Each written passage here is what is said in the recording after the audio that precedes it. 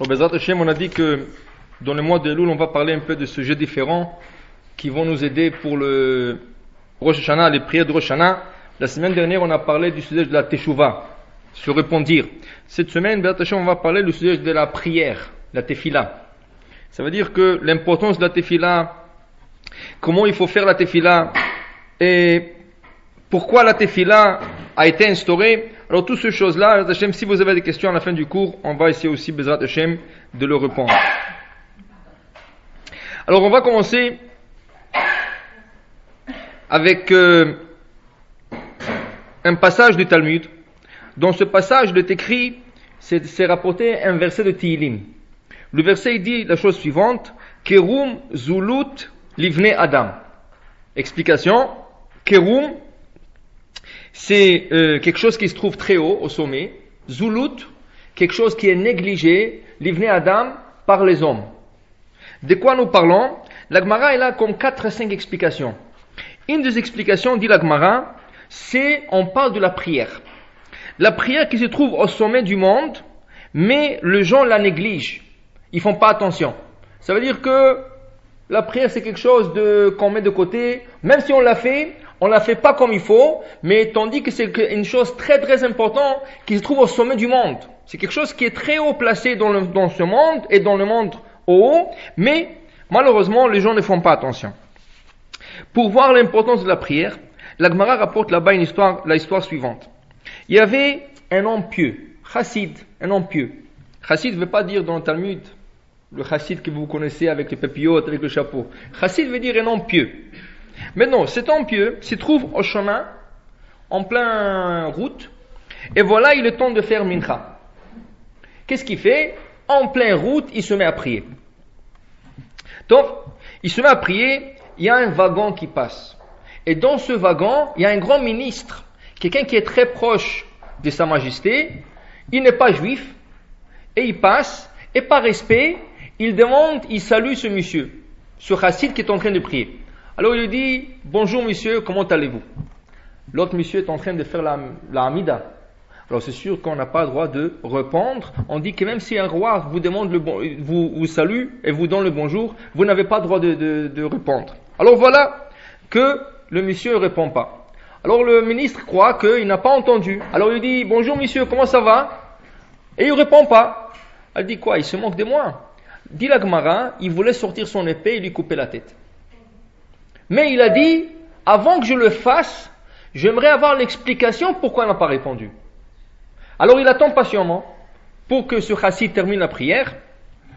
Une fois qu'il termine, il lui dit bonjour. Il dit: maintenant que tu me dis bonjour, j'allais te couper déjà la tête. Mais j'attends l'explication pourquoi tu ne m'as pas salué quand je te le dis, comme moi je te l'ai salué. Qu'est-ce qu'il lui dit? Il lui dit: s'il vous plaît, donnez-moi 2 minutes, je vous explique. Voilà. Vous êtes proche de Sa Majesté. Imaginez-vous, vous êtes en train de parler à Sa Majesté, et quelqu'un, un bon ami de longue date que vous n'avez pas vu de 20 ans, ou votre femme, ou votre fils, il vient vous dire: bonjour papa, comment ça va? Et mon mari, j'ai besoin de toi, est-ce que vous allez répondre? Il dit: pas du tout. Il dit: pourquoi pas? C'est votre femme, c'est votre fils, c'est votre ami de longue date, pourquoi vous n'allez pas répondre? Il dit: comment? Si je parle à un roi, et tu parles à quelqu'un entre temps, tu es sûr de te faire décapiter. Alors comment je vais répondre? Il dit: voilà. Vous parlez à un roi chair et os, et vous avez peur de vous faire décapiter. Alors moi, qui étais en train de m'adresser au roi de tout roi, à Akadosh Baruch Hu, le créateur de ce monde, je n'ai pas droit de vous répondre. Parce que si je vous réponds, si c'est pas vous qui vous allez me décapiter, c'est lui qui va me décapiter la tête. Alors, j'avais pas le droit de vous répondre. L'explication lui a plu, il lui a laissé partir.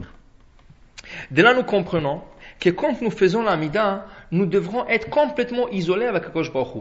Il n'y a rien qui se trouve autour de nous.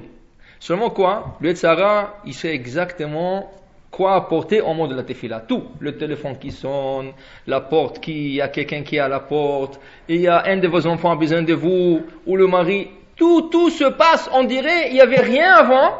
C'était tranquille toute la journée, rien qu'il arrive, l'heure de la prière, 1001 choses, rien comme ça. Et pourquoi? Ça c'est une épreuve. Ça c'est une épreuve d'Yetzirah. Et ça c'est l'épreuve de notre génération. Pourquoi? Parce que Bezrat Hashem, à travers le cours, vous allez comprendre l'importance de la prière et vous allez voir que la chose que le Yetzirah ne veut pas du tout que vous priez. Il va vous faire tout faire. Faites des mitzvot autant que vous voulez. Et courez à gauche, trouvez à droite, aidez à celui-là, donnez la tzedaka, la charité ici, allez-y, aidez. Tout, mais pas la prière. Pas la prière. Et vous allez voir, Bezrat Hashem. Ça, c'est une chose que nous faisons, c'est que nous ne faisons pas attention, comme la Gemara dit, Kerum Zulut. Quelque chose qui se trouve au sommet du monde, mais qui est négligé. Alors regardez, qu'est-ce que c'est négliger la prière? Alors voilà, on termine vite. Et on regarde à gauche, à droite. De la prière, on regarde qu'est-ce qu'il y a ici, qu'est-ce qu'il y a la porte. Et c'est ouvert, on a besoin de voir qui c'est qui est rentré. Il y a quelqu'un qui tape à la porte, tu tournes déjà, c'est pas toi qui vas ouvrir, mais tu veux savoir qui c'est qui va rentrer.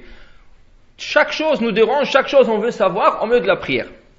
Une autre chose, plein de pensées, de différentes pensées qui viennent rien qu'au milieu de la prière. Toute la journée, ta tête est vide, tu ne penses à rien, rien que la prière arrive, ah mais j'ai pas fait ça, et j'ai dû faire ça, et pourquoi je lui ai pas parlé, et je dois appeler celui-là, tout arrive rien qu'au milieu de la prière. Alors on va donner pour chacune de ces choses-là, on va donner une petite anecdote. La première chose, on termine la prière vite. Ça, c'est quelque chose d'extraordinaire.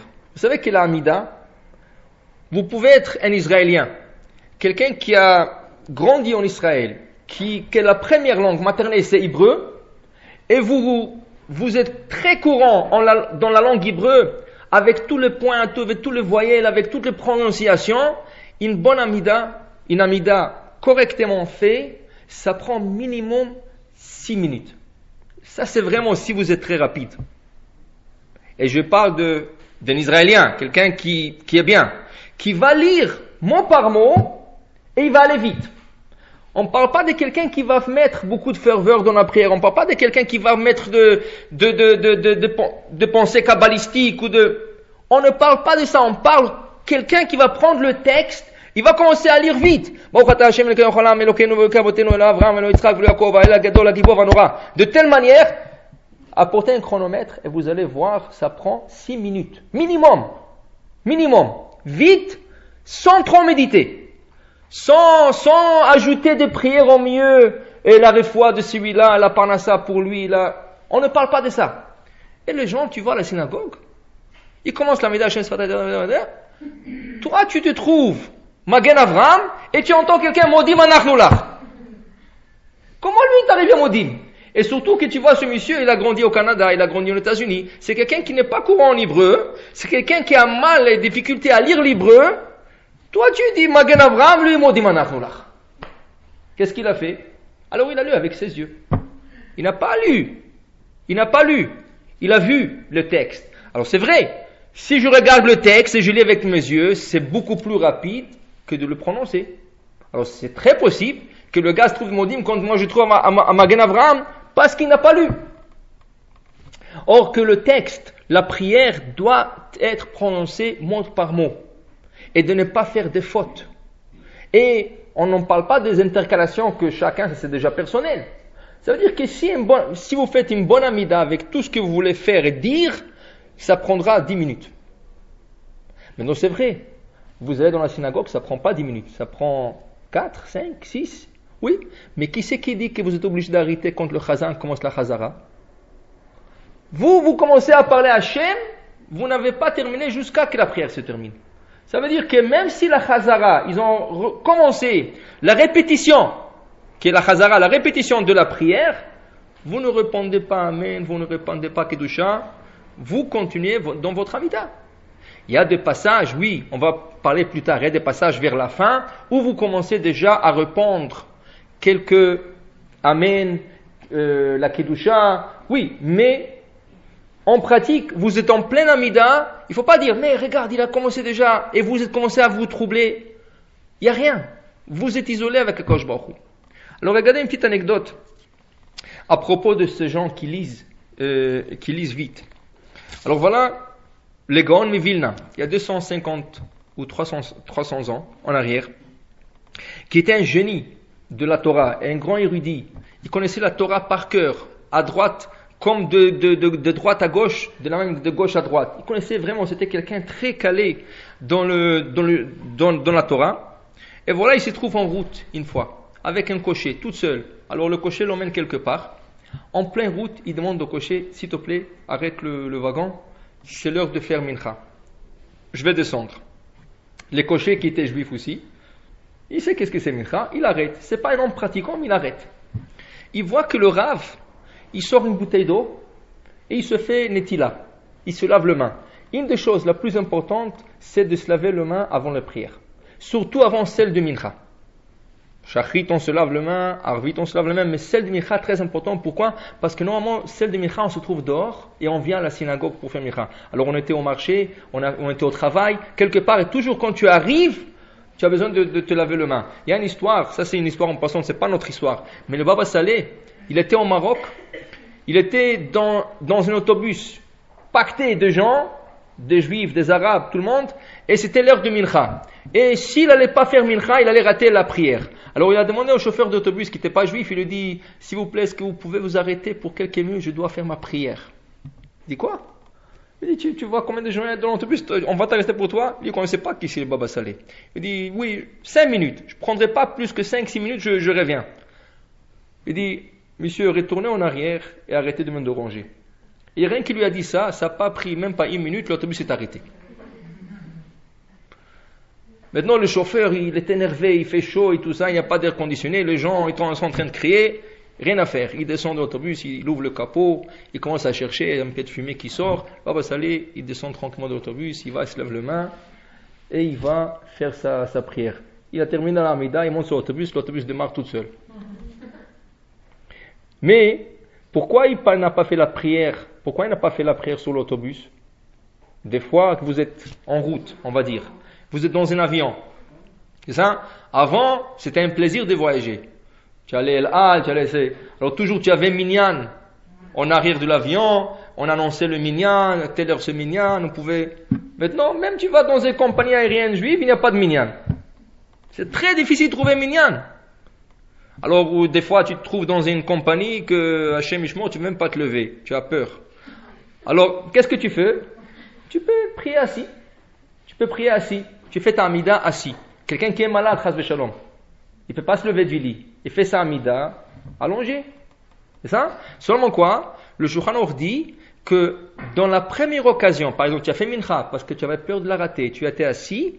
La première occasion, si tu arrives à destination, ou tu arrives dans une place où tu peux refaire mincha, il y a encore le temps, il faut que tu la refasses.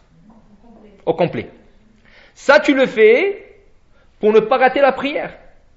Mais si tu arrives à destination ou quelque part que tu peux refaire la prière, fais Tfilat Nedava, une offrande gratuite. Et j'ai dit, si la première prière était valable, voilà, alors celle-là, c'était une offrande gratuite. Et si la première n'était pas valable parce que j'étais assis, voilà la deuxième prière.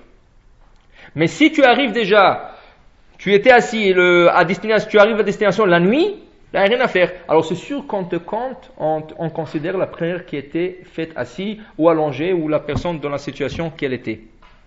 Alors la raison que le Baba Saleh voulait descendre de l'autobus, c'est pas, il pouvait la faire assis. Seulement il voulait faire netila. Et tu peux pas faire netila dans l'autobus. Alors il a demandé de descendre pour faire netila. Et entre, une fois descendu, il va pas faire. Alors il voulait faire déjà la prière, mais comme il n'a pas voulu, voilà, le tzaddik l'a forcé de le faire. Maintenant, le Gaon Mevina descend, il fait netila. Le cocher qui était un homme juif, mais pas pratiquant, il dit, pourquoi vous êtes lavé les mains? Moi, je touche les chevaux. Mes mains sont sales. C'est moi qui dois me laver les mains, pas vous. Vous étiez dans le wagon. Qu'est-ce que vous avez fait? Il dit non, c'est une mitzvah de faire netila avant chaque prière. Surtout celle de mincha. Alors l'autre, il lui dit, alors si vous êtes lavé les mains, c'est sûr que moi aussi je dois me laver les mains. Donnez-moi un peu d'eau. Le deux, on fait netila. Alors chacun se met de côté et chacun commence à faire sa prière. Le cocher, en 2-3 minutes, il a terminé l'amida. Il termine l'amida et il voit le rabbin en train de bouger et de prier. Alors il s'approche de lui pour entendre où il se trouve dans l'amida. Il entend, lui il a déjà terminé l'amida. Et le rabbin se trouve, Baruch Ata Hashem Magen Avraham. La première bénédiction. Il va rester toute la nuit ici ou quoi? Alors il commence à lui faire des signes. Et le rabbin n'entend pas, il ne voit pas. Il dit, Walou. Il dit, bon, il n'y a rien à faire. Alors il est parti s'asseoir à côté d'un arbre et il dit, je vais attendre maintenant. Il attend. 30 minutes. 30 minutes, le Rav, il a terminé la Hamida. Il lui dit, dites-moi. Il lui pose la question, vous étiez en école primaire? Il dit, oui. Quel grade vous avez commencé l'école? Il dit, écoutez, moi, j'étais un enfant brillant. Alors, je n'ai pas commencé par grade 1, j'ai commencé par grade 3. Parce qu'on m'a dit, tu n'as rien à faire dans grade 1. Commence à 3. Il lui dit, maintenant je comprends l'affaire. Il dit, quelle affaire? Il lui dit, pourquoi votre Hamida a pris 30 minutes? Il dit, pourquoi? Il lui dit, vous savez, moi j'ai fait grade 1 4 fois. Ça veut dire, je révisais l'alphabet, je révisais, maintenant je suis tellement courant, en 2 minutes je peux faire ma Hamida. Vous avez sauté de 1 à 3, vous n'avez même pas eu le temps d'étudier bien l'alphabet, alors c'est pour ça que votre Hamida prend trop longtemps. Alors voilà l'idée d'un cocher. On croit que plus qu'on fait vite, ça veut dire qu'on est plus sage, on est plus smart, c'est pour ça qu'on avance. Pas du tout, c'est le contraire. Plus que tu vas vite, tu n'as rien compris, tu n'as rien prié, tu n'as rien fait. Il faut faire la prière, il faut la lire mot par mot, il faut comprendre c'est quoi le sens de cette Hamida. En vérité, si nous regardons le début de cette prière, qu'est-ce qu'on faisait au tout début il y a 2000 ans? Comment ils faisaient la prière? Il n'y avait pas de texte. Le texte a été instauré à partir du retour de Babylone. Quand les Juifs sont retournés à Babylone, ça veut dire avant l'exil, durant l'exil, bien avant ça, chacun priait de sa manière. Chacun s'est adressé à Kadosh Baruch Hu dans son langage, dans son texte. Chacun, il avait quelque chose. Ça veut dire il n'y avait pas de brachot. Il n'y avait pas un texte il n'y avait pas de livre. Chacun s'est mis dans un coin et commence à... Alors il y en a qui faisaient la Mida en 2 minutes, il y en a qui faisaient en 5, il y en a qui faisaient en une demi-heure, dépendamment de ce qu'ils voulaient demander à Kadosh Baruch Hu. Mais après la première destruction du temple, et que tout le monde a été exilé, et malheureusement, le 80% du peuple ont oublié la langue hébreu. Quand ils sont retournés, ils n'ont même pas parlé de l'hébreu déjà. Ils parlaient que l'araméen. Ils avaient du mal à comprendre le texte en hébreu. C'était une nouvelle génération qui a complètement perdu leur tradition. Alors arrivé en Israël, premier Kippour avec Ezra Sofer, celui qui a fait monter le juif de Babylone, ils font Kippour et personne ne sait prier. Personne ne savait rien de la prière. Et Ezra Sofer qui s'est mis à pleurer le premier Kippour. Il dit comment? On est des juifs, on avait nos traditions et tout, et regardez, en 70 ans, qu'est-ce qui est arrivé? Tout a été oublié. On n'a pas besoin d'aller loin, nous. Nous aussi, si on regarde 70 ans de maintenant, on va retourner au Maroc. Est-ce qu'il y avait un homme ou une femme qui ne priait pas? Est-ce qu'il y avait un homme ou une femme qui n'observait pas les Shabbats? On n'a pas allé loin. On peut le voir, l'exemple de notre génération. Mais là-bas, c'était pire. Parce que là-bas, ils étaient oppressés. Là-bas, ils étaient asservis. Ils n'avaient pas le temps de pratiquer. Au Maroc encore, on avait le temps de pratiquer, mais là-bas, rien. Alors, en retour, tout a été oublié. Ce qui a forcé Ezra Sofer et son tribunal de fixer un texte. Pourquoi le texte? Parce qu'ils ont dit maintenant qu'avant que chacun faisait sa prière, maintenant que personne ne sait quoi faire, les gens vont arrêter de prier. Et ça, on ne peut pas permettre. Qu'est-ce qu'ils ont fait? Ils se sont mis ensemble, ils ont instauré un texte uniforme pour tout le monde.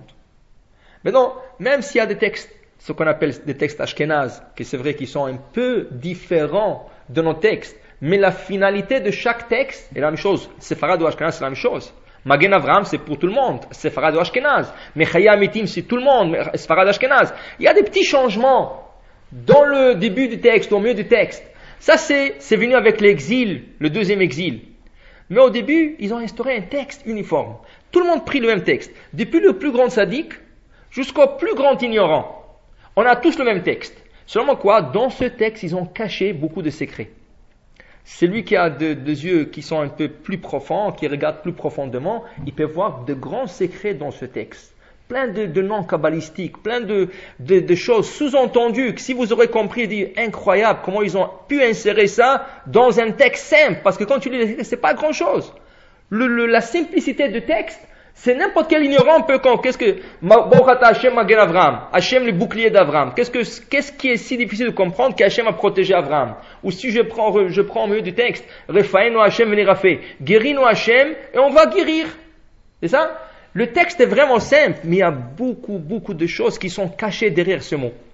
C'est pour ça que le grand tzadikim, si vous allez à Tosh, le rabbin de Tosh, lui il a un minyan privé.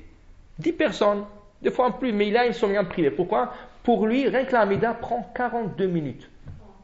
La Hamida, pas toute la prière. Rien que la Hamida. 42 minutes. C'est pour ça qu'il ne peut pas se permettre de prier en public. Alors il a son mien restreint, il a sa chambre, et il rentre dans la chambre, et là-bas il fait la Hamida. Il y a une bibliothèque, et il y a des jeunes garçons qui étudient la yeshiva, qui viennent pour compléter Minyan. Et lui, il est en train de faire sa Hamida, eux, ils sont en train de lire pour ne pas perdre le temps. Quand il finit, ils disent Kaddish, ils finissent la prière.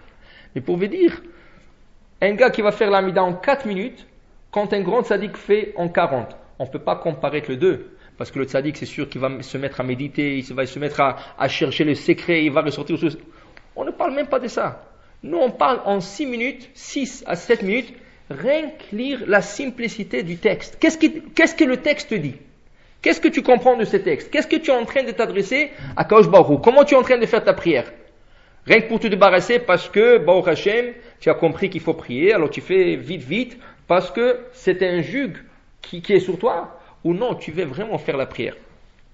Alors au courant du cours, comme on a expliqué, vous allez comprendre pourquoi il est important de prier. Continuons avec les autres choses. Une autre chose qu'on a dit que les gens, ils regardent à gauche et à droite, au milieu de la Hamida. Tu prends le livre, tu as le livre devant toi. Et là, dès qu'il y a un petit bruit, tu regardes, qu'est-ce qui est tombé là-bas? Quel livre, de qui c'est ce livre qui est tombé? Ou qui c'est qui a bougé là-bas? Ou qui c'est qui est rentré par la porte? Tu veux tout savoir. Tu veux tout savoir quand tu lis. Top. Alors on va expliquer quelque chose à propos de ça. Le Rabbi Nishra explique, normalement la façon de faire la Hamida, c'est avec des yeux fermés. Ça veut dire une Hamida bien méditer, c'est avec les yeux fermés. Il faut fermer les yeux et faire la Hamida. Seulement, c'est pas que tout le monde qui connaisse le texte par cœur. Mais celui qui connaît le texte par cœur, il vaut mieux faire la Hamida avec des yeux fermés, comme d'ailleurs, entre parenthèses, Birkat Hamazon. La bénédiction après le manger, qui est Birkat Hamazon, il vaut mieux la faire avec des yeux fermés si vous la connaissez par cœur. Quand vos yeux sont fermés, si vous arrivez un peu à méditer, vous contrôlez, vous n'allez pas si vite ouvrir vos yeux. Tandis que quand les yeux sont ouverts, ils cherchent, ils regardent à gauche à droite. Tandis que quand ils sont fermés, ça prend un peu plus d'effort, pas beaucoup, de rester concentré. En plus de ça, le Rav Ben Ishraï, il nous ajoute l'enseignement de Rav Chaim Volozhin.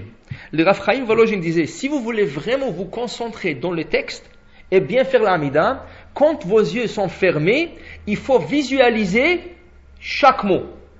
Quand je dis Baruch, en face de moi, je dois voir le mot Baruch.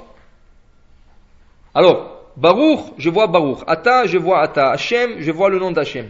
Seulement quoi? Il dit, c'est sûr que cette Hamida va vous prendre un peu plus de temps. Peut-être le double d'une Hamida normale. Mais, ça c'est si vous voulez vraiment vous concentrer. Ça c'est une Hamida vraiment bien faite, bien méditée. Mais comme on dit, on ne peut pas parler pour la généralité du monde, on ne peut pas parler de telle manière. Une Hamida se fait ou avec un livre ou avec les yeux fermés. Mais regardez qu'est-ce qu'il nous dit le Zohar, Rabbi Shimon Bar Yochai. Rabbi Shimon Bar Yochai dit que si vous remarquez, Chas v'Shalom, qui vous arrive pas à le voir, mais c'est quelque chose qu'on voit dans le monde, un homme mourant ou n'importe qui, une fois qu'il décède, une fois qu'il donne son dernier souffle et il quitte ce monde, il décède avec les yeux ouverts. Les yeux sont bien ouverts, grands. La bouche aussi est ouverte.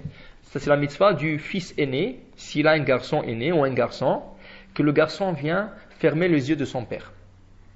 Que le garçon il vient, seulement, il faut attendre une demi-heure, 20 minutes à une demi-heure après le décès, de ne pas le faire tout de suite. Parce que l'âme se trouve encore dans le corps. La halakha, le Shulchan Aruch dit, celui qui ferme les yeux de son père tout de suite après sa mort, c'est comme si lui l'avait tué.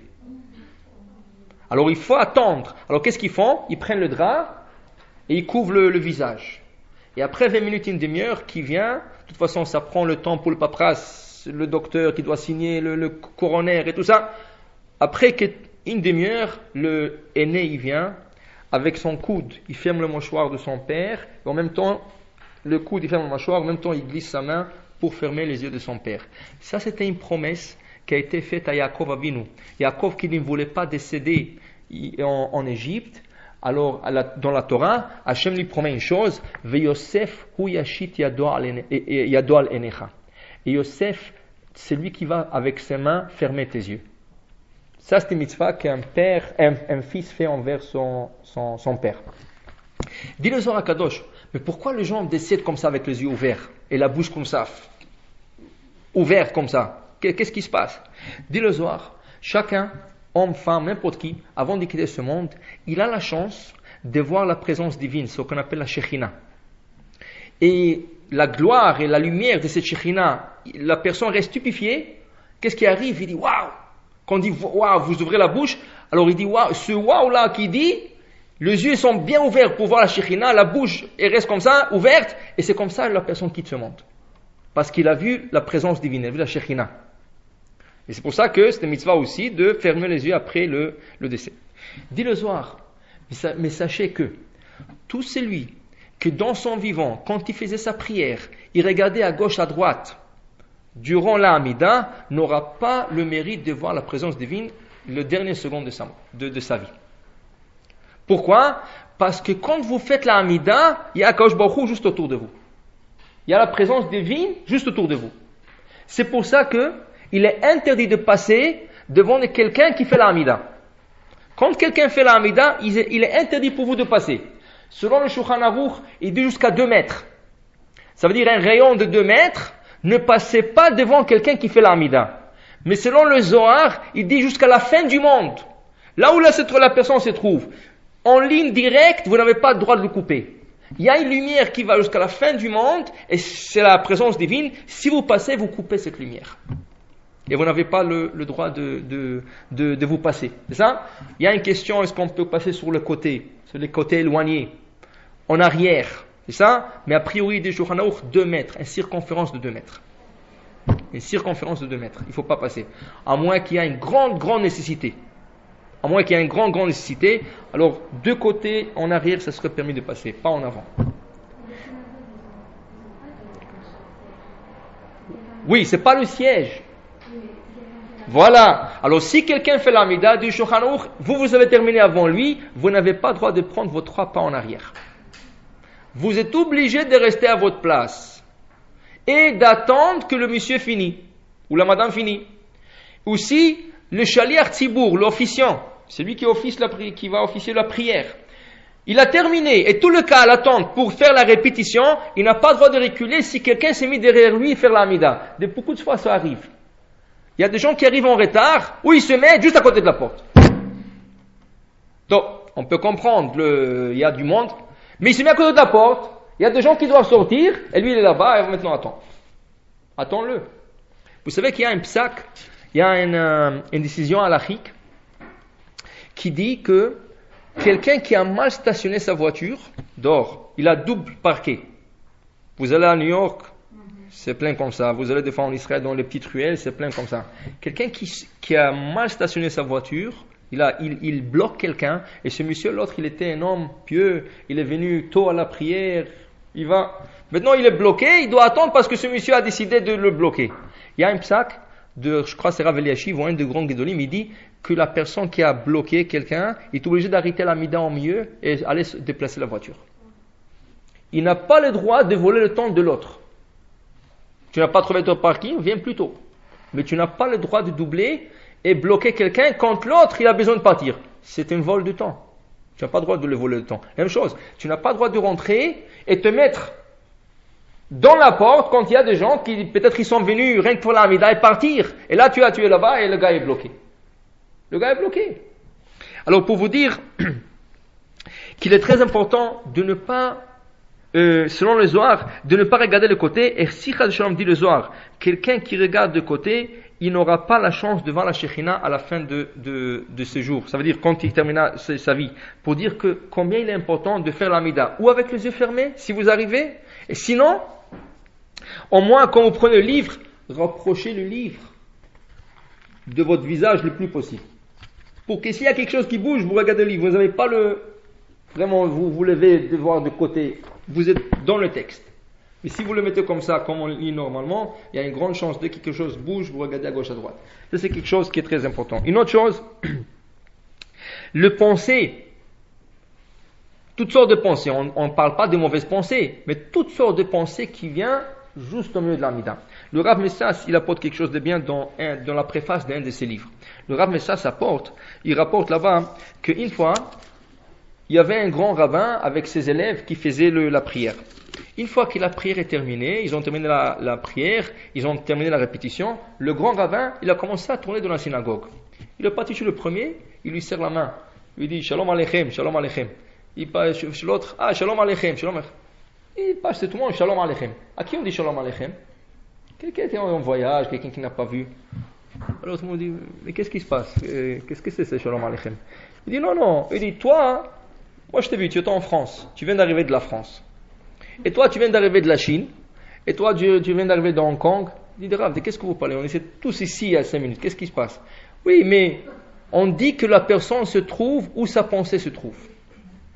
Alors toi, tu pensais sur tes affaires des habits en France. Tu allais faire des importations. Je t'ai vu, tu as fait beaucoup de méditation là-dessus. Et toi, tu étais en Chine en train d'acheter toutes sortes de marchandises Alors chacun, vous étiez. Maintenant, quand vous retournez, il faut dire Shalom Aleichem.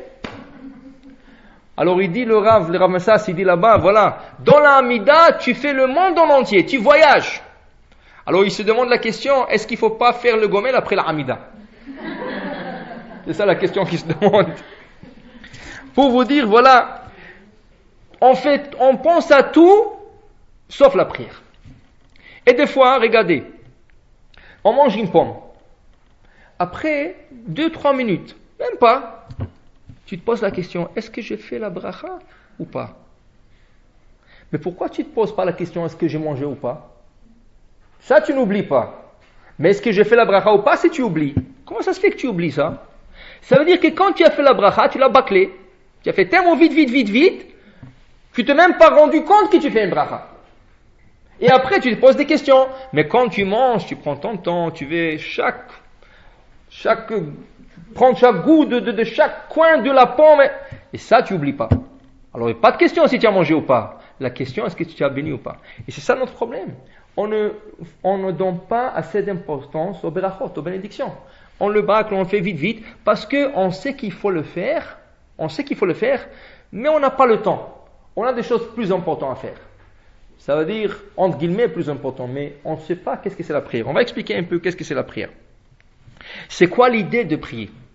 D'où est-ce qu'est venue cette idée de prier? Alors regardez un Rashi, au début de Bereshit. Toujours, si on commence quelque part, on doit aller jusqu'au bout. Le début, c'est Bereshit. Alors regardez Rashi. Il y a un verset intéressant.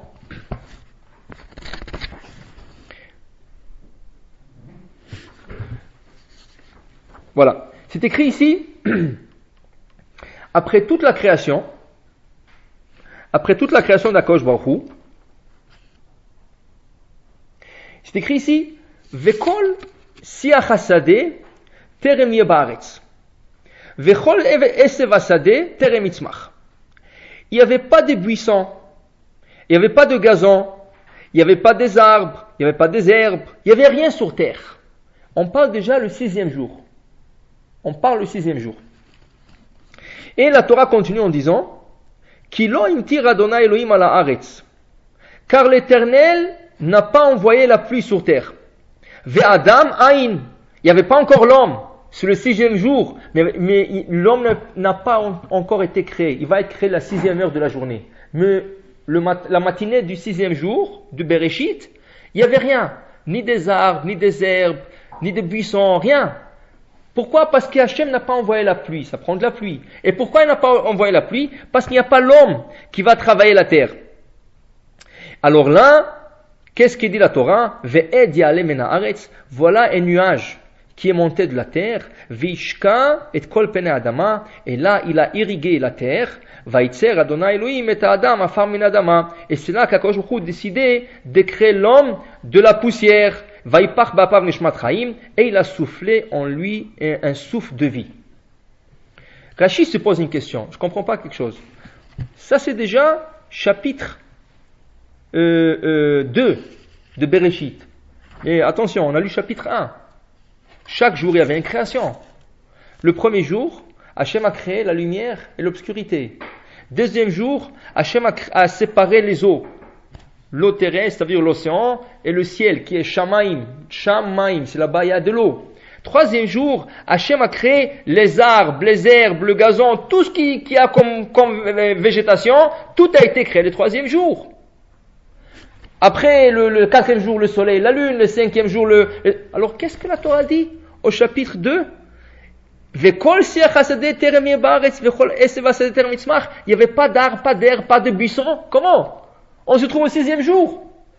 Là, tout a été créé le troisième jour. La végétation, les arbres, les herbes, tout a été créé le troisième jour. Qu'est-ce que la Torah est en train de dire? Dit Rashi, la Torah est en train de nous dire qu'il n'y a rien sur terre. Et la Torah est en train de dire pourquoi il n'y a rien? Parce qu'il n'y a pas de la pluie. Et pourquoi il n'y a pas de la pluie? Parce qu'il n'y a pas l'homme qui va prier pour la pluie. Ça veut dire que ça prenait un homme qui prie pour la pluie, pour que la pluie irrigue la terre, pour que la terre donne ses arbres, ses herbes. Mais où était la création d'Hachem? Dit Rashi, tout ce que vous lisez dans Bereshit, à propos de la création, tout a été au niveau de la terre.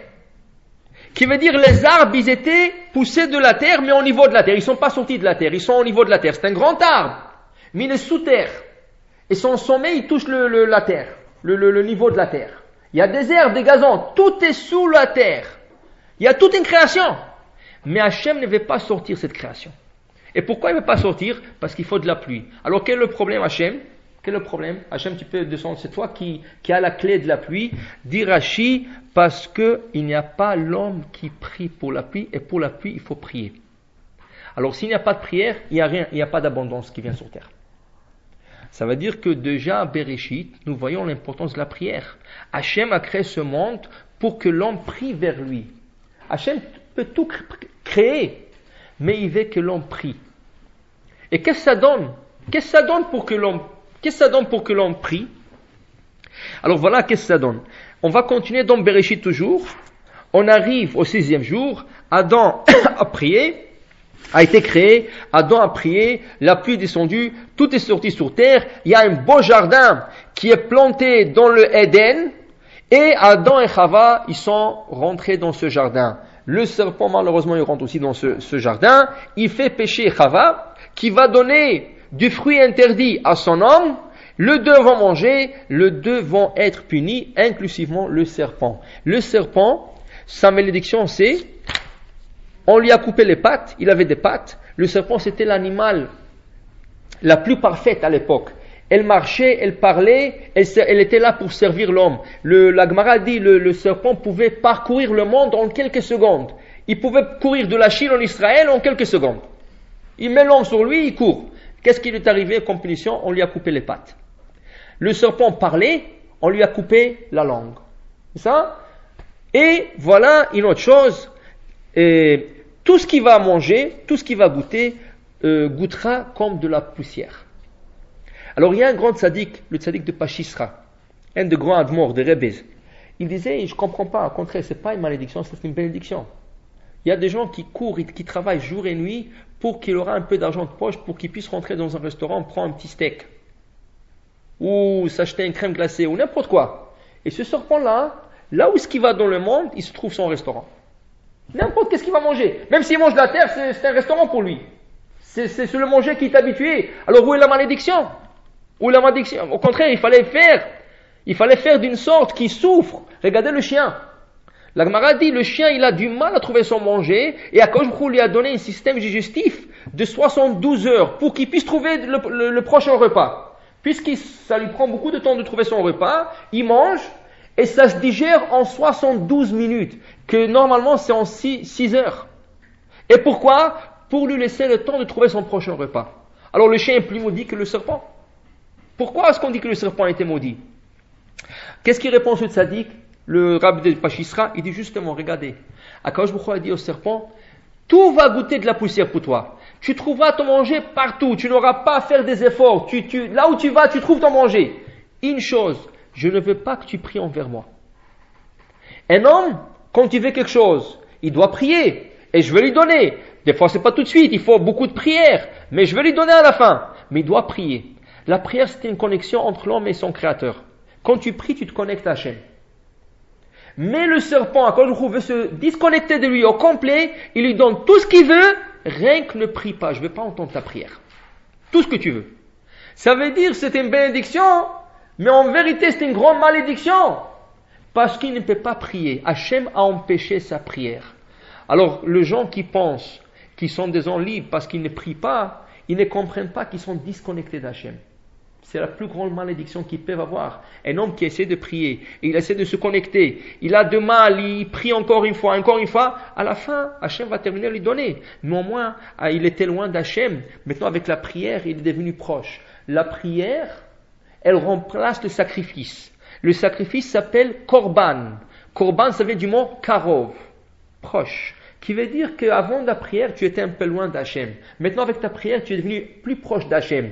Dépendamment, quelle était ta distance d'Hachem avant ta demande, c'est comme ça que tu dois faire des efforts. Tu étais très loin, tu auras beaucoup à prier pour s'approcher d'Hachem. Tu es très proche, comme le tzaddik, tu n'as pas à faire beaucoup d'efforts. Ta prière tout de suite est répondue, parce qu'Hachem sait que le tzaddik va continuer à s'approcher de lui davantage. Mais le serpent, Hachem l'a éloigné au complet. Il ne veut pas entendre.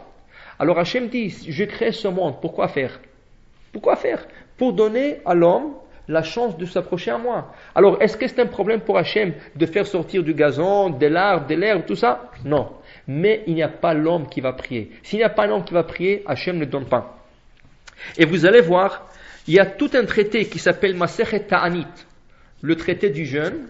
Et là-bas, on parle de jeûnes que le Chachamim faisait, c'est des jeûnes supplémentaires chaque fois qu'il y avait une sécheresse en Eretz Israël. Eretz Israël, c'est un pays où il y a beaucoup de sécheresse. Et pourquoi une sécheresse? Parce qu'Akadosh Baruch Hu veut qu'on prie.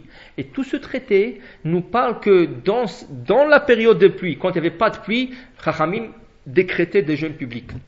Et des fois, ça commençait par des individus. Après, quand vraiment la sécheresse continuait, ça allait plus loin dans un public plus restreint. Et quand vraiment on a dépassé la période de pluie, c'était une ta'anit, un jeûne public. Et là, on sortait la teva, il fallait sortir la teva dans la rue, il fallait que toute la ville se ramasse, il fallait que tout le monde se mette du sable, de la terre sur la tête, tout ça. C'est arrivé plusieurs fois. Et c'est pour ça que dans ce Masechet, dans ce traité, la Gemara nous parle de beaucoup de tzadikim.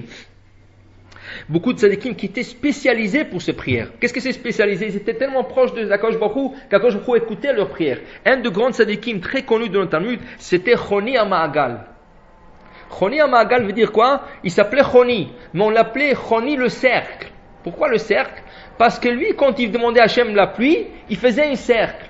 Il rentrait dans le cercle, il disait à Akadosh Baruch Hu, je ne sors pas d'ici jusqu'à qu'il y aura de la pluie. Et Akadosh Baruch Hu toujours répondait. La Gemara dit, une fois, il a fait un cercle, il y avait une sécheresse, il a dit à Hachem, je ne sors pas d'ici, et là, une pluie forte, très forte, est descendue. Ça allait inonder toute la ville. Et il dit à Hachem, non, c'est pas comme ça. C'est pas comme ça que je voulais. Plus modéré. Là, il commençait à tomber des petites gouttes. Et il dit à Hachem, mais qu'est-ce qu'on va faire? C'est rien ces gouttes-là. Et là, jusqu'à que la pluie s'est balancée et c'était de la bonne pluie. Le Chachamim de la génération lui disait, si tu ne serais pas Choni HaMa'agal, qu'Akadosh Baruch Hu te répond, on t'aurait puni. De quelle manière tu t'adresses à Akadosh Baruch Hu? Tu lui dis, je veux comme ça. Qui tu es de demander tout ça? Mais quand c'était un tzaddik qui était très proche d'Hachem, il avait le droit de demander. Son petit-fils, Abba Hilkia, était la même chose comme lui. Abba Hilkia, chaque fois qu'il y avait une sécheresse, la Gemara dit que le Chachamim s'est adressé à lui.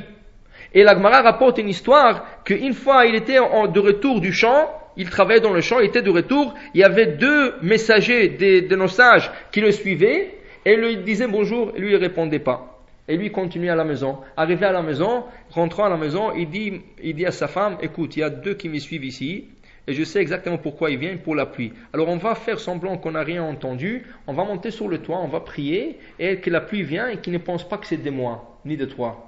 Ils sont montés, il est rentré à la maison, il a servi à manger à ses enfants, ils sont montés sur le toit, et tout de suite, ils n'avaient même pas le temps de prier, il y a deux nuages qui ont couvert le côté de la femme. Et là, la pluie commençait à descendre. Mais il voyait que le nuage sont rien côté de la femme, pas de son côté à lui. Alors, quand il lui demandait, d'abord on t'a dit bonjour. Dans la route, tu ne nous as pas répondu. Comment ça se fait? Il dit, écoutez, moi je suis un salarié. On n'a pas le droit de dire bonjour à quelqu'un quand tu es salarié, c'est du vol. Je ne voulais pas répondre. Deuxième chose, je ne sais pas pourquoi vous venez chez moi. Si c'est pour la pluie, voilà, il y a de la pluie, sinon on sait que c'est grâce à toi. Mais on te demande seulement pourquoi les nuages étaient de côté de ta femme, pas de ton côté. Il disait parce que ma femme, quand il y a des pauvres qui viennent, elle leur donne des choses prêtes, comme du pain, du manger. Tandis moi que je donne de l'argent, comme tzedaka. Alors, le pauvre, le temps qu'il va jusqu'à qu'il achète, jusqu'à qu'il prépare, il a encore faim. Tandis que ma femme lui donne tout de suite la tzedaka, prête à manger, prête à consommer. C'est pour ça que le nuage vient de son côté. Mais c'est sûr que aussi c'est grâce à lui. Mais pour vous dire qu'il y avait des individus en Israël, quand ils prient pour la pluie, Akadosh Baruch Hu envoyait la pluie. Et c'est pas pour rien qu'Akadosh Baruch Hu envoyait de sécheresse. S'il y avait des raisons pour qu'on s'approche de lui davantage. Maintenant, si on veut vraiment que notre prière soit écoutée, donc on n'est pas de grands tzadikim, on n'est même pas le Benoni que le Tanya dit. Le Tanya, il apporte l'exemple de Benoni, il dit Abaye Verava. C'est des gens, eux ils sont Benoni. Qu'est-ce que nous sommes? Mais on veut que notre prière soit acceptée. Akadosh Baruch Hu dit, c'est écrit dans le texte, si on lit le texte de la Hamida, qui attache Shomea Tefilat Kolpe. Toi tu écoutes la prière de chaque bouche. C'est pas écrit attache Shomea, tu écoutes la prière du tzaddik, ni de Benoni, Kolpe. N'importe qui prie Hachem, Akadosh Baruch Hu l'écoute. Même des animaux, quand ils prient Hachem, Hachem leur écoute. Alors, comment on peut faire que notre prière soit écoutée? Alors, j'ai écouté une excellente explication hier, c'est un commentaire plutôt, à propos que nos prières soient écoutées. La Gemara dit dans un passage qu'il y avait plusieurs types de sacrifices. Chacun apportait un sacrifice selon ce qu'il a fait ou n'a pas fait, ou ce qu'il avait envie de faire. Par exemple, si quelqu'un a envie de remercier Hachem, ou il a fait un voyage, il apportera un sacrifice qui s'appelle Korban Toda, sacrifice de remerciement. Si quelqu'un a fauté, il a mangé non kosher, il a profané le Shabbat, il a fait n'importe quoi, il y a un sacrifice qui s'appelle Khatat. C'est un sacrifice expiatoire qui vient rien que pour des péchés. Si quelqu'un a fait un péché, mais il n'est pas sûr, il a fait quelque chose, mais il n'est pas sûr si c'est un péché ou pas. Il n'est pas sûr, on n'arrive pas à lui dire encore, par exemple, qu'est-ce que tu n'es pas sûr? Il a mangé de la graisse animale, mais dans la graisse, il y a deux types de graisse. Il y a la graisse permise et la graisse interdite. C'est pour ça, par exemple, en Amérique du Nord, on ne mange pas la partie arrière de la bête. Ils mangent que la partie d'avant. Pourquoi? Parce que la partie en arrière, elle a beaucoup de graisse interdite. Et à moins que vous êtes spécialiste à savoir comment enlever cette graisse, vous n'avez pas le droit de toucher parce que vous pouvez vous tromper et manger cette graisse, c'est un péché. En Israël, ils sont spécialistes à cela. Mais rien qu'en Israël, ou au Maroc, ils savaient aussi. Mais à part ça, on a peur de se tromper, alors ils coupent l'animal en deux, ils vendent que la partie d'avant, pas la partie en arrière. C'est ça? Si quelqu'un a mangé une graisse animale, il a mangé un steak, il y avait beaucoup de graisse. Et lui, il adore la graisse. Il a mangé, il s'est régalé. Après, il se pose la question, mais attends, est-ce que c'était la graisse permise ou interdite? Je ne suis même pas sûr qu'est-ce qu'ils ont fait. La personne peut savoir. Même un rabbin ne peut pas lui dire parce qu'il a déjà mangé. Ça veut dire qu'il a fait une action qu'on ne peut pas décider maintenant si c'était une faute ou si c'était permis. Là, il y a un sacrifice pour ça aussi. C'est Hacham Taloui. Le Hacham en suspense. Tant qu'on ne sait pas, il apporte ce sacrifice, il est expié. Le jour qu'il va savoir, il apportera un autre sacrifice. Mais pour le moment, il apporte ce sacrifice. Ça veut dire qu'il y avait plusieurs types de sacrifices. Un des types de sacrifices qu'il y avait, c'est le sel. Tu pouvais apporter la farine, tu pouvais apporter du sel. Et on dit, celui qui apportait le sel comme sacrifice, sa prière a été tout de suite répondue. Celui qui apportait du sel comme sacrifice, qui c'est qui peut emmener ça?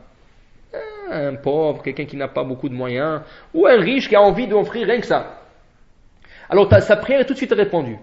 Dit Rabbeinu Yona, un de Rishonim, il y a 1000 ans, il dit, mais aujourd'hui, il n'y a plus de sacrifice. On a la prière remplace le sacrifice. Mais la prière, c'est une prière standard. Ça veut dire, c'est un texte. Il faut vraiment être un tzaddik pour aller chercher. Qu'est-ce que je peux faire pour apporter un sacrifice? Apporte le sacrifice du sel.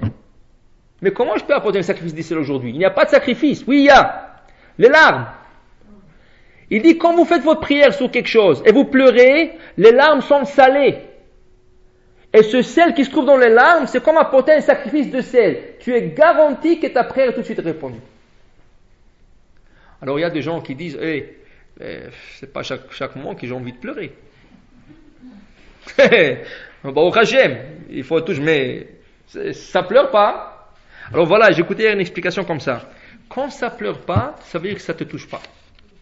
Quand quelque chose vraiment te touche, tu commences à pleurer. Tu veux ou pas, il y a toujours une larme ou deux qui goûte, qui tombe de tes yeux. Alors il dit, si tu as envie vraiment de quelque chose, tu as d'Akadosh Baruch Hu, quelque chose, une demande très très spécifique, si tu pleures, tu es sûr et garanti d'être répondu. La chose est-ce que tu es touché par la chose ou pas? Si tu es vraiment touché, tu te dis que tu es touché, mais si tu es vraiment touché, pourquoi tu ne pleures pas? Il faut que tu pleures. Et quand tu vas pleurer, tu es garanti, il dit, tu vas être répondu parce que ça, c'est le sacrifice du sel qu'il y avait au temps de Beth Amikdash. La prière, c'est deux autres sacrifices. Mais le sel, c'est le larme. Alors il dit, voilà, si quelqu'un veut être répondu, c'est ça qu'il faut faire. Alors maintenant, regardez, des fois, on prie toujours, pas toujours pour nous, mais on peut prier pour quelqu'un d'autre. Maintenant, la Gemara dit une règle, comme une règle. Tout celui qui prie pour son ami, qui a besoin de quelque chose, et lui-même a besoin de la même chose, mais il a prié d'abord pour quelqu'un d'autre, il est garanti d'être répondu en premier. Si tu connais quelqu'un, je prends un exemple, quelqu'un qui n'a pas d'enfants, mais il connaît quelqu'un d'autre qui n'a pas d'enfants, et jour et nuit il prie pour l'autre, Hachem, donne-lui des enfants, et lui il a besoin. Qu'est-ce qui va arriver? Hachem va lui donner des enfants en premier. Où est-ce que nous voyons ça? D'où est-ce que la Gemara a pris cette histoire? Avraham Avinu a prié pour le roi Avimelech. Les femmes d'Avimelech ne pouvaient pas accoucher. Ils ont été tous punis parce qu'ils ont pris Sarah la nuit. Qu'est-ce qu'il fait Hachem? Il dit, pardonne-lui, il n'a pas touché Sarah, je peux te garantir, il n'a pas touché Sarah. Prie pour lui que ses femmes accouchent. Avraham prie pour Avimelech. Sarah est stérile. Et le fait qu'il a prié pour Avimelech, sa femme est fécondée le soir même. Sarah. Et elle a Yitzhak. La Gemara dit, voilà, il a prié pour quelqu'un d'autre, elle avait besoin de la chose, alors sa femme est devenue enceinte en premier. Alors tu pries, tu tout de suite tu es répondu. Alors j'ai écouté cette histoire extraordinaire. Il y avait un grand sadique, il s'appelait le Admor des Gour. C'était un grand rébé. C'est le mouvement des Gour. Il y a Satmar, il y a toutes sortes de... Un des mouvements, c'est Gour. Ce sadique-là, il est décédé très jeune, 50 ou 60 et quelques, et il est décédé d'une maladie inconnue jusqu'à date. Personne ne sait qu'est-ce que c'est cette maladie. Il y a des docteurs, des professeurs, ils ont essayé d'analyser, diagnostiquer, rien, de tests, rien. Jusqu'à date, ils ne savent pas quelle était cette maladie qui a enlevé ce tzaddik du monde. Il y avait un autre grand rav, le Admor de Tzanz, un grand rav, il disait, je vais vous expliquer quelque chose. La Gemara dit, tout celui qui prie pour l'autre, il a besoin de la même chose, il est répondu en premier. Vous savez combien de gens malades, ou de gens qui n'avaient pas d'enfants, ou de gens qui avaient besoin de n'importe quoi, fréquentaient ce tzaddik? Il faisait la queue, chaque nuit, jusqu'à 3h, 4h du matin, les gens passaient devant ce tzaddik, et il a guéri beaucoup de monde par sa prière. Hachem ne pouvait pas enlever ce tzaddik du monde. Pourquoi? Parce que n'importe quelle maladie qu'il aurait donnée, la maladie ne serait pas venue parce qu'il a prié pour des gens qui guérissent de cette maladie. Et qu'est-ce qu'on dit quand tu pries pour quelqu'un, pour une certaine maladie qu'il guérit? Toi, tu es guéri en premier. Qu'est-ce qu'il a fait Hachem? Il fallait inventer une maladie. Une maladie qui n'existe pas au monde. Pourquoi? Parce qu'il n'a pas prié, c'est ça qu'il n'a pas prié pour cette maladie. Alors automatiquement, il ne peut pas être guéri de cette maladie, et c'est comme ça qu'il était enlevé de ce monde. Parce qu'une maladie normale, il a prié pour tellement de gens, pour tellement de maladies, aucune maladie pourrait s'attraper sur lui. Il faut dire que tu pries pour quelqu'un, toi tu ne serais pas malade. Pour certaines choses, ou tu pries pour quelqu'un pour des enfants, toi tu aurais des enfants en premier. Mais il faut prier pour tout le monde. Maintenant, une dernière chose, avec ça je vais terminer, je vais vous laisser le temps pour questions. Pour la prière, il faut de la volonté. Il faut de la volonté, qui veut dire, comme on a dit au début, Le Yetzer Hara, le mauvais penchant, il cherche toujours à nous détourner de la prière, à nous rendre la prière difficile, à nous enlever la pensée, à nous enlever le ferveur de la prière. Maintenant, je lu dans un livre, dans un livre qui s'appelle Menucha ou Kedusha. C'est un livre que le Stipler, Rabbi Israël Kanievski, a recommandé d'imprimer. Parce qu'il a trouvé un livre très intéressant, pas intéressant, qui aide beaucoup aux personnes. Et là-bas, c'est rapporté l'histoire suivante. Un homme qui avait une maladie de l'intestin. Il avait une maladie qui faisait quoi? Cette maladie faisait que cet homme ne pouvait jamais arriver à temps à la prière. Il y a des gens qui, ils sont en bonne santé, ils n'arrivent jamais à temps à la prière. On dirait que c'est quelque chose qu'il aime jamais, chas v'shalom, qu'il arrive un peu tôt. Toujours au milieu, vers la fin, vers au milieu. Mais il y a des gens qui font pas exprès, ils n'ont pas le choix. Cet homme n'avait pas le choix, il avait une maladie d'intestin qui faisait qu'il devait rester chez lui pour se nettoyer. Et malheureusement, il arrivait toujours au milieu de la prière, vers le yotzer, choses comme ça. Mais ça l'a dérangé. Ça a dérangé cette personne. Il a dit, jusqu'à quand Hachem, jusqu'à quand il doit souffrir comme ça? Qu'est-ce qu'il a fait? Il a décidé un jour, il a pris une décision. Il dit, quoi qu'il arrive, demain je vais 5 minutes plus tôt. Si j'ai besoin de me soulager, quoi qu'il arrive, Il a pris cette décision, et bon, Hachem, c'est bien passé. Le lendemain, il s'est dit, non, alors dans ce cas, j'arriverai 15 minutes plus tôt. Et il arrive 15 minutes plus tôt, il était bien. Après, il a dit, alors j'arrive à temps. Il arrive à temps, il est bien. Il arrive avant le temps, il est bien. Depuis, la maladie est partie. Toute la maladie est partie. Alors, qu'est-ce qui est arrivé? Le Yetzer Hara, quand il essaie d'empêcher quelqu'un, même si ça prend lui d'envoyer une maladie, il va l'envoyer une maladie rien que pour qu'il l'empêche. Mais une fois que vous prenez une décision, non, tu sais quoi, Yetzer Hara, quoi qu'il arrive, je te surmonterai. Et je ne te laisserai pas m'empêcher par ça. Voilà, il a pris une décision. Quoi qu'il arrive, il a la prière à temps. Il a réussi. Pour dire que la prière prend une décision. C'est pas est-ce que je suis exempté ou peut-être je peux faire plus vite parce que j'ai un rendez-vous. J'ai pris une décision. Le monde doit s'arrêter. Je dois fermer mes yeux ou je dois prendre le livre et l'approcher vers mes yeux et me concentrer dans le livre et le monde comme si la montre du monde est arrêtée. Et ça recommence quand j'ai fini l'Amida. Entre-temps, il peut y avoir 1001 choses. Mais moi, je ne suis pas là. Il y a une histoire de Rav Moshe Feinstein Zatzal. Je sais pas si, je crois, son père. Dans la Deuxième Guerre mondiale, il est en train de faire l'Amida. Il y a quelqu'un qui le vise avec un revolver et il tire. Il le rate. Il tire sur lui, il rate. Mais le Rav n'a pas tourné. Il a continué sa Amida. Quand il a terminé l'Amida, le goy lui a posé la question, mais pourquoi vous n'êtes pas sauvé? Il dit, moi je n'ai pas à me sauver, je parle à Dieu.